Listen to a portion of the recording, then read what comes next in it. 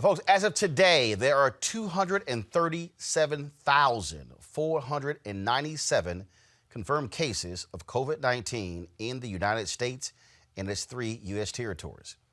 5,712 patients with the virus have died. That's 1,103 more than yesterday at this very time. 10,324 patients have recovered. Just a moment ago, Vice President Mike Pence was speaking at the news conference where he said 1.3 million tests have been administered. More than 200,000 Americans have tested positive for coronavirus.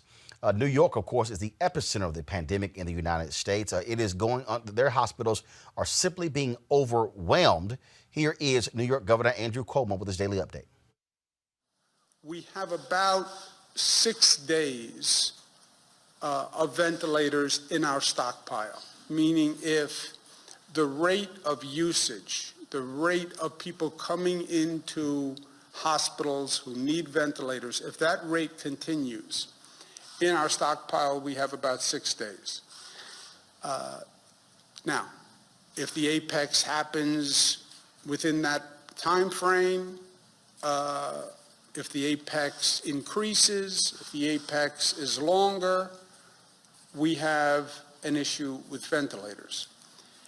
These numbers, by the way, are also going to be compiled every night. There's a difference of opinion. How many will you need? We'll need what we need. You know, I have no desire to acquire more ventilators than we need. The way we basically are acquiring ventilators is the state is buying them. They are very expensive and the state is broke, so I have no desire to buy more ventilators than we need. But we need what we need. If a person comes in and needs a ventilator and you don't have a ventilator, the person dies. Folks, what we're hearing of obviously is devastating. Again, all across the country, we're hearing governors talk about the impact of coronavirus. On this show, we've talked to folks in Albany, Georgia, in Mississippi, all across the place, and people are, I think, are really getting an understanding of how significant this is and where we are actually headed with this pandemic. Now the CDC is even suggesting that all Americans may have to wear protective masks.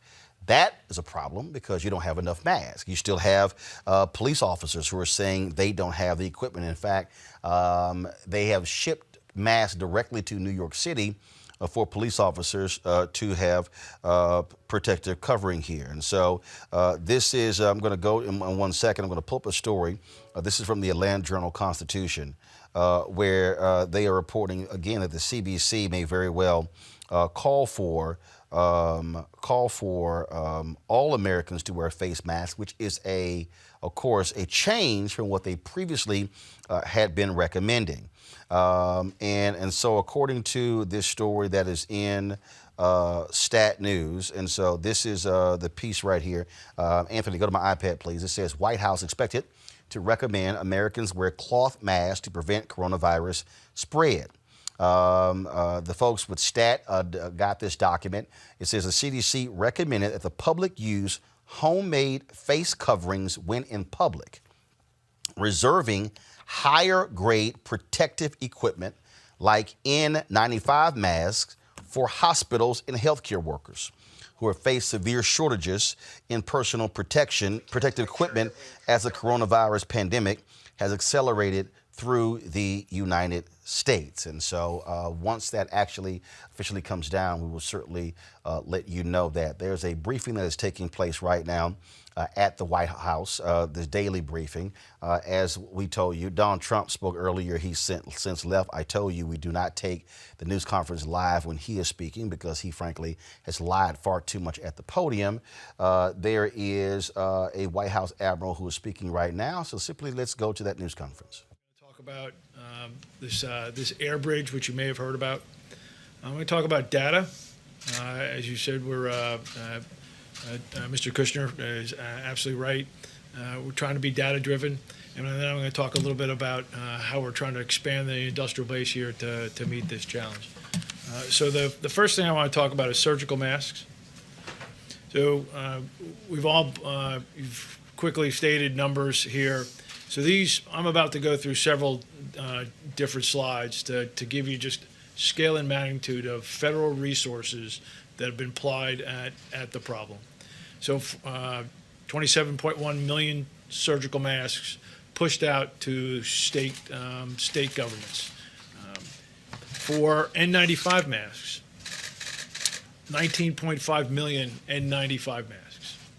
And so if I was in a local hospital that was running short, I would look upward because the federal government has pushed out resources. So Fam, I want you to like, share, and subscribe to our YouTube channel, youtube.com/Roland S. Martin. And don't forget to turn on your notifications.